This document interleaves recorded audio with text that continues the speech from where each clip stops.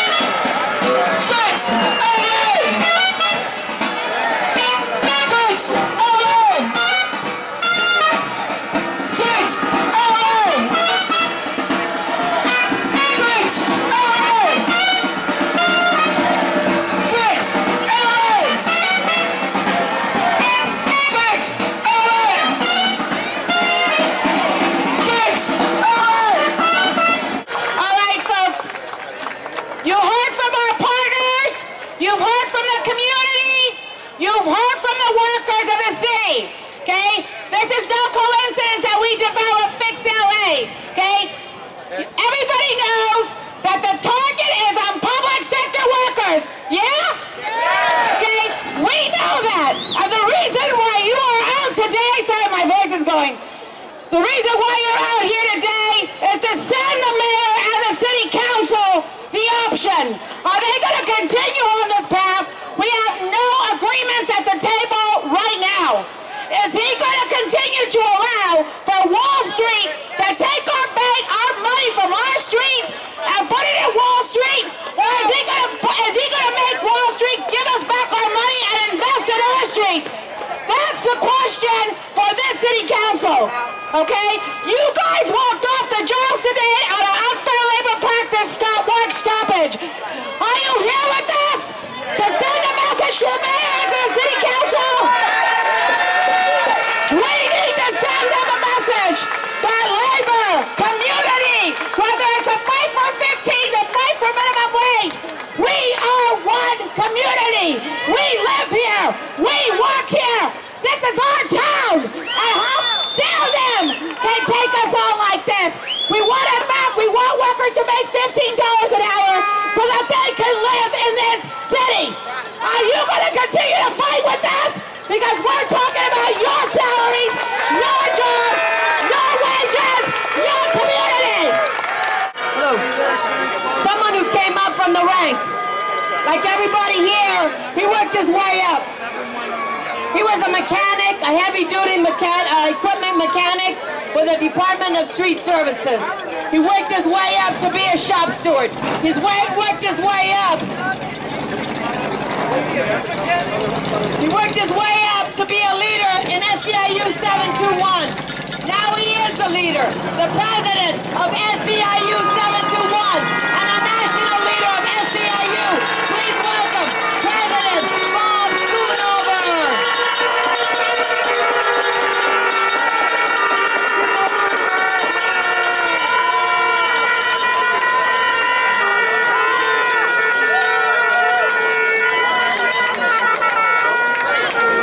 Good afternoon, brothers. Hello. Yeah, good afternoon, brothers and sisters. How are you? You know, a couple people asked me when I was on this truck, they said, Bob, we want to report on bargaining. Well, that isn't hard to do. I don't have to prepare for it because there's nothing happening at the table, okay? Nothing. That's why we're here. Now, let's deal a little bit with Fix LA and what that means and what it's got to do with all of us. We're taxpayers, right? Yeah. Every one of you. Middle class people would like to think, right? Yeah. Does anybody notice those jobs are disappearing? Yeah. I got news for you. We gotta do something about that. That's what Fix LA is about. When this economy crashed, the money didn't get burned up. The money is in fewer people's hands. Part of the hands where the money is the banks, right? Now, we established that we're taxpayers, right? Did we not bail the banks out? Now, the banks are ripping the city off. They're ripping the taxpayers off. They're stopping people from being hired. All that stuff. We just want our money back, right?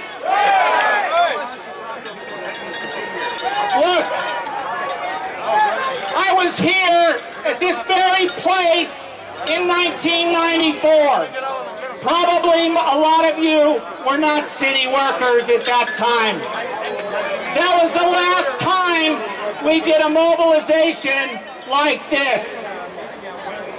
I tell you, it's been a very, very long time since we've been at the bargaining table this long with this little progress and not much hope for anything different. That's why we're here. Now we have reached out into the community As everybody said, we went through the list of the coalition. It's a broad coalition. We went even further. We had about 9,700 community people sign petitions to say, let's fix our streets, not Wall Streets. Now we have a group of children that are going to be brought up here. We're going to give the petitions to them, and they are going to deliver them. They're right down here in front of the stage. Give them a big hand.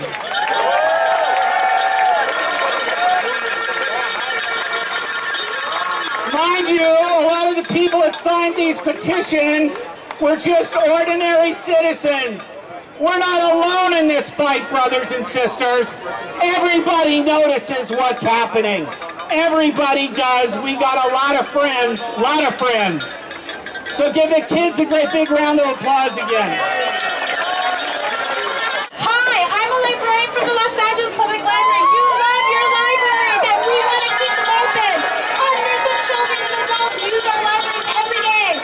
And we need to restore the jobs that were lost and we need to keep our libraries open. Brothers and sisters, thank you for coming out here to demand the city to restore city services. I'm with the Parks Department.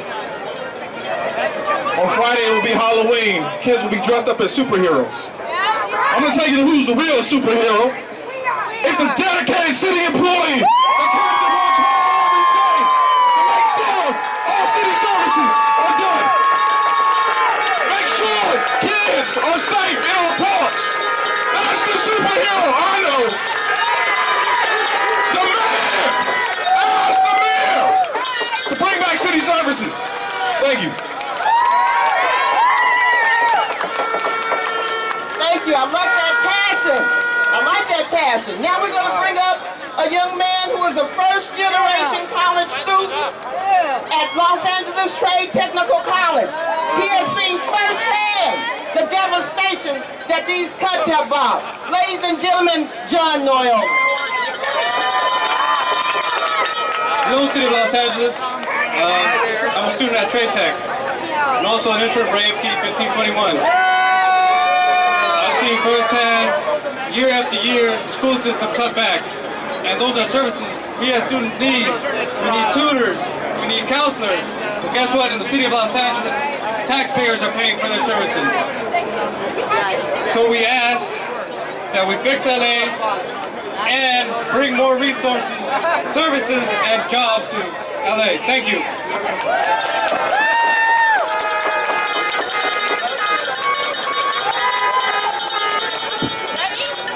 Sisters and brothers, we have someone here who has spent 30 years fighting for the rights of residents in public housing.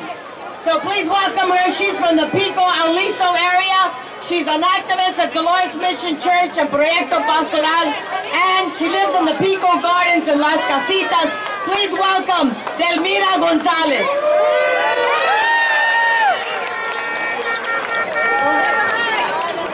Buenas tardes a todos.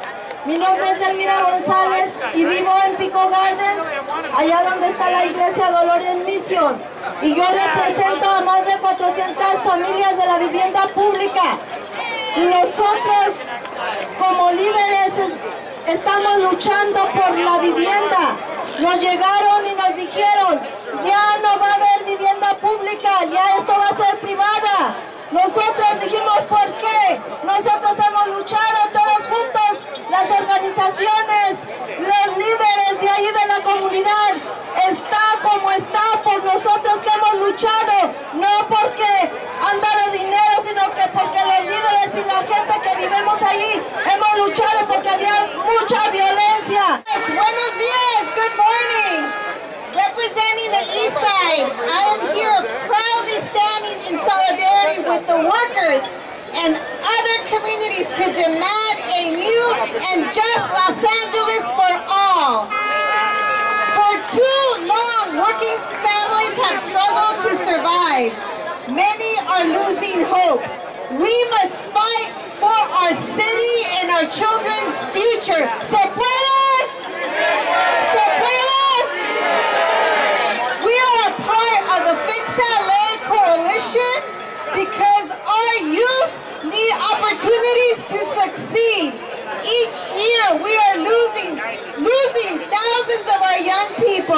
They are falling through the cracks in failing schools with lack of opportunities and activities after school.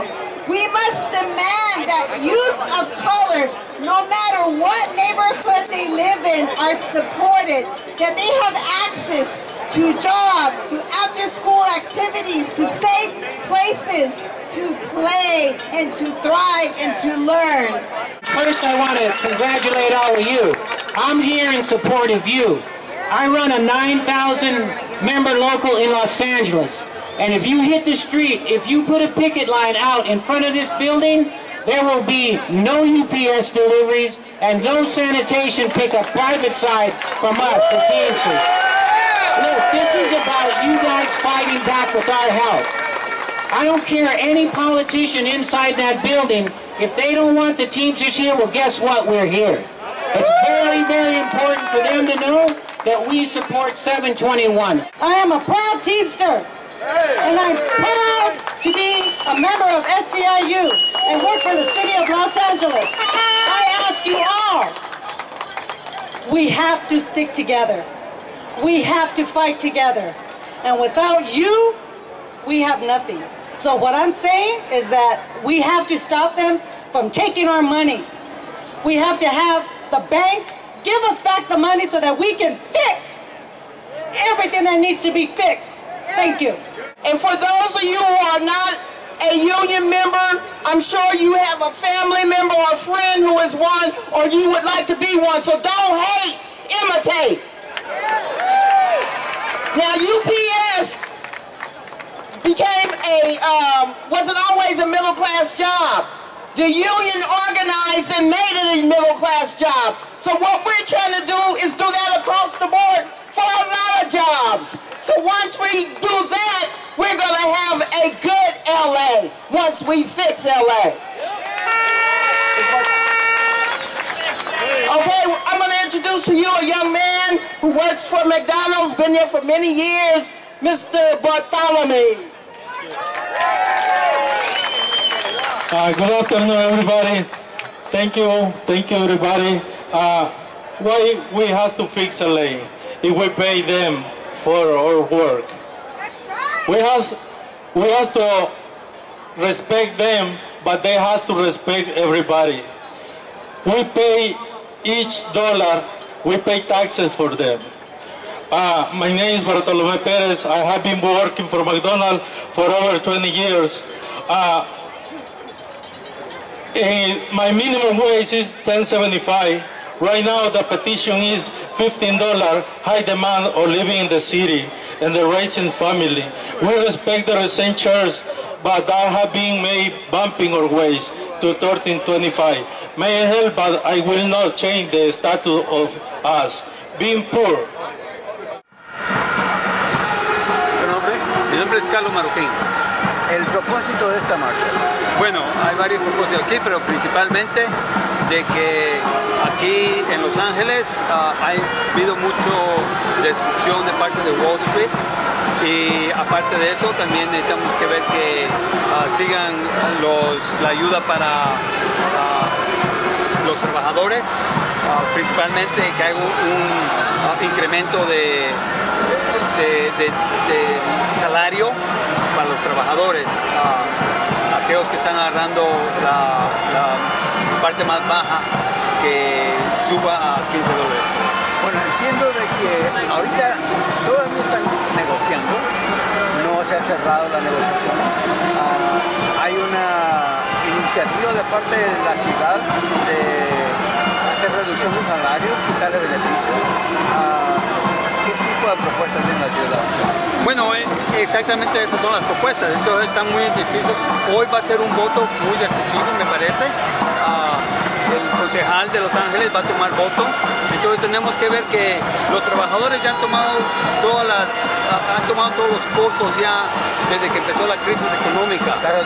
Las reducciones. Entonces es necesario mandarles un mensaje aquí al concejal, al alcalde, para que sean firmes y que miren que ahora que todo está subiendo, que también el salario tiene que subir de los trabajadores. No es justo de que los trabajadores tienen que tratar con 2, 3, 4 trabajos para poder sobrevivir, ¿verdad? Entonces todo sigue subiendo mientras el salario no sigue subiendo. Necesitamos que componer eso. Lo que queda claro acá es de que se están tratando de imponer medidas neoliberales que se han impuesto en América Latina por varios años, que le están aplicando a los obreros de Grecia, de España, de Portugal, de Italia, y se los quieren meter acá también, se los quieren imponer acá. Ya sabemos la respuesta que ha habido en aquellas naciones, en aquellos países. ¿Cuál es la respuesta piensas que va a haber o que ya está viendo? Bueno, se está viendo que aquí todos los beneficios han ido para los banqueros, para los bancos, para las instituciones financieras, ¿verdad? Entonces necesitamos que ver eso, de que aquí si va a haber un cambio justo, tiene que ser un cambio a favor de los trabajadores, no como se han hecho en otros países que todo beneficia a los financieros, aquí también en Estados Unidos, especialmente en Wall Street. Entonces es nuestra opinión que tenemos que ser firmes en esto y no dejar de que sigan siendo reducciones o que dan un beneficio de incrementación de salario, pero siguen quitando los beneficios. Eso no puede pasar. Bueno, una cosa que está de trasfondo acá es de que la ciudad pidió dinero prestado con intereses. Ahora tiene que pagar estos dineros que pidió prestado, además de los intereses. Y para pagar esa deuda que contrajo la ciudad, ellos no pidieron el dinero prestado para pagarlo ellos de su bolsillo. Ellos pidieron dinero prestado para pagarlo con el dinero de los obreros, y es lo que están haciendo. Claro que sí, aquí todas las deudas son pagadas por los obreros. O sea que entraron en negociaciones y en contratos excesivos con Wall Street, con los bancos. Y nosotros somos los que estamos pagando por ello. Entonces, una de las cosas que se ha visto aquí, que queremos que hagan renegociaciones de esos contratos que existen, con intereses altos y todo, para que los trabajadores no tengan que llevar esa carga. Pues, si la ciudad pidió dinero prestado de acuerdo a las reglas del juego, y ahora bajo la misma regla del juego tiene que pagar con el dinero de los impuestos, reduciendo salarios. Si esas son las reglas del juego, ¿no piensas tú que las reglas deberían de cambiar? Sí, esas son parte de las cosas que necesitan que hacer, pero hay que entender también de que parte de lo que se está viendo aquí, de que muchas de esos contratos se llevaron, eran contratos predatorios. Los bancos, las instituciones que prestaron ese dinero no fueron honestos en sus declaraciones.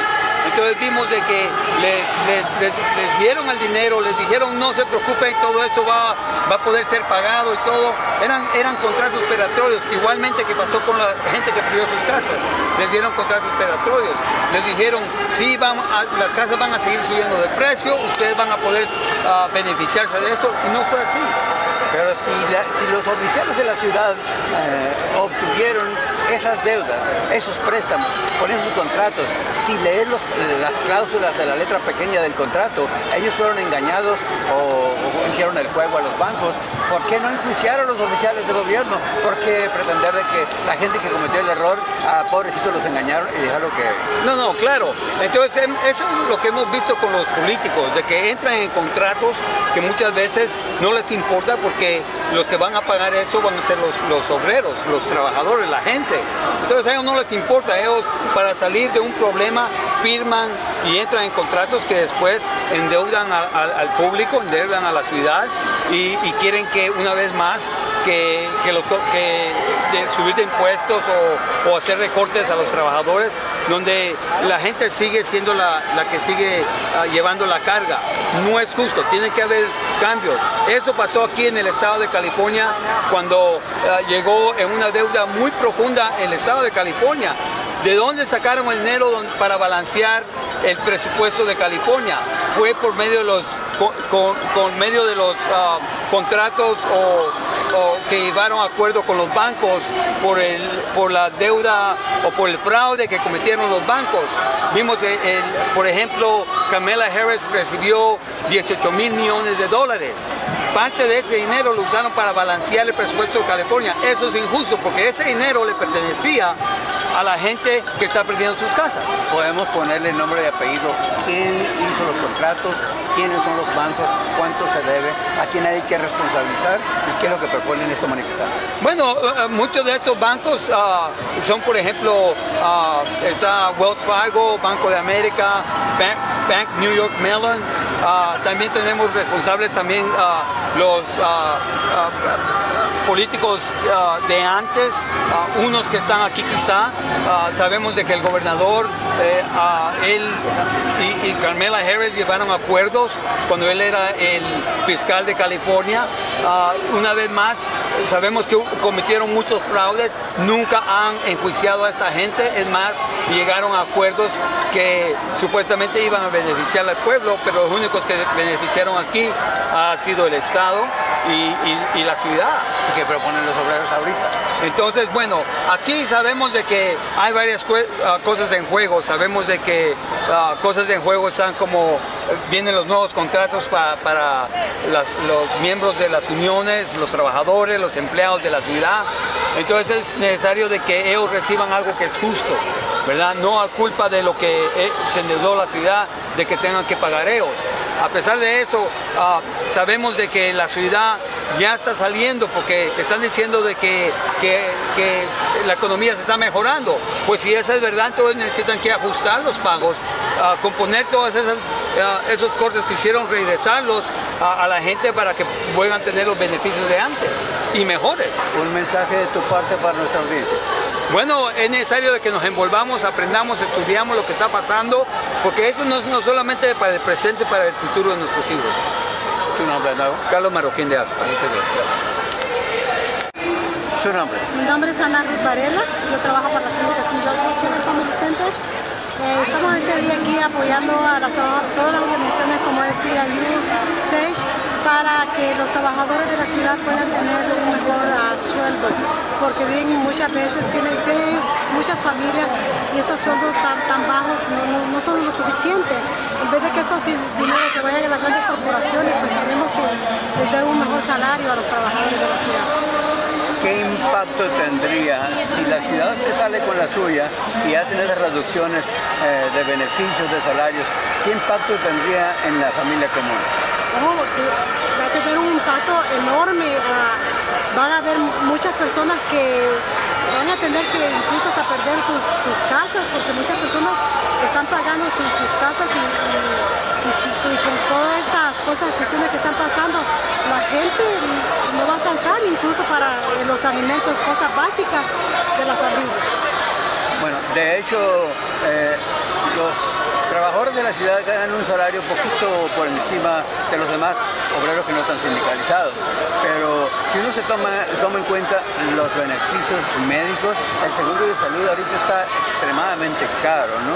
Sí. Entonces, ¿esa reducción de beneficios incluye quitarle seguro médico a la gente? No necesariamente incluye quitarle seguro médico a la gente, porque ellos aplicarían, pero acuérdense que ahora el seguro médico también ellos tienen que pagarlo. Imagínense, pagándose un seguro médico con los sueldos reducidos y manteniendo una familia, va a estar bien difícil para ellos. Claro que van a seguir teniendo seguro médico, lo van a tener que comprar ahora por fuera, ¿verdad? Si la ciudad no se los provee, pero de todas maneras va a ser bastante impactante para los casos de la familia.